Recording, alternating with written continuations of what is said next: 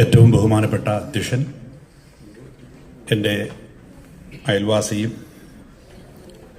പ്രിയപ്പെട്ട എൻ്റെ സഹോദരനുമായ ശ്രീ രാജേന്ദ്രൻ ചേട്ടൻ, ശ്രീ രാജേഷ്, പ്രിയപ്പെട്ട സഹോദരി സഹോദരങ്ങളെ, ഇത് ദീർഘമായ ഒരു സംഭാഷണത്തിൻ്റെ വേദിയല്ല. കുറച്ച് കാര്യങ്ങൾ SNDP പോലുള്ള ഒരു പ്രസ്ഥാനം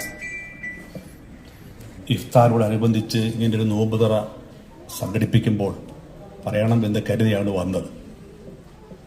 പക്ഷെ സമയം അതിന് അനുവദിക്കുന്നില്ല.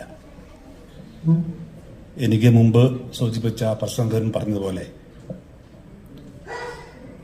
2 യുഗപുരുഷന്മാർ, ഒരു യുഗത്തിൽ മാത്രം പിറക്കുന്ന ആളിലാണ് യുഗപുരുഷൻ എന്ന് പറയുന്നത്. അങ്ങനെ നോക്കുമ്പോൾ യുഗപുരുഷൻ ശ്രീനാരായണ ഗുരുവാണ്. എന്നാൽ മഹാത്മാഗാന്ധി ഒരു യുഗത്തിൽ അതേപോലെ വ്യക്തിത്വം നമ്മൾ കാണാത്തത് കൊണ്ട് അദ്ദേഹവും യുഗപുരുഷനായി നാം കാണേണ്ടതുണ്ട്. 2 മഹാസമുദ്രങ്ങൾ തമ്മിലുള്ള കൂടിച്ചേരൽ കഴിഞ്ഞിട്ട് 100 വർഷം കഴിഞ്ഞിരിക്കുന്നു. ഒന്ന് ആത്മീയമായ മഹാസമുദ്രം ശ്രീനാരായണ ഗുരു, ഒന്ന് താത്വികമായ മഹാസമുദ്രം ഗാന്ധിജി. 2 പേരും പടപൊരുതിയത്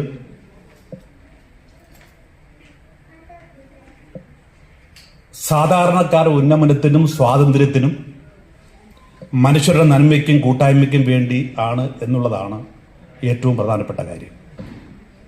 ഇവിടെ ആദ്യം പ്രസംഗിച്ച ശ്രീ കുമ്പളത്ത് ശങ്കരപ്പിള്ള ഇവിടെ ആശംസകൾ നേർന്നു. ഞാനും നമ്മുടെ രാജേന്ദ്ര ചേട്ടനൊക്കെ കൊല്ലക്കാരാണ്. മഹാത്മാഗാന്ധി 5 തവണ സന്ദർശിച്ച സ്ഥലമാണ് കൊല്ലം.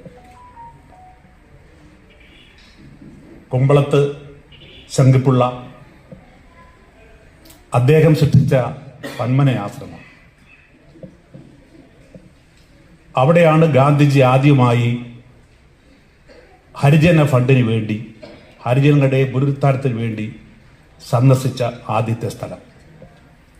എന്തുകൊണ്ട് അവിടെ സന്ദർശിച്ചു എന്ന് ചോദിച്ചാൽ, കുമ്പളത്ത് ശങ്കിപ്പിള്ള എന്ന തിരുവിതാംകൂറിലെ ഏറ്റവും വലിയ സ്വാതന്ത്ര്യ സമര സേനാനിയും ധീരയോദ്ധാവും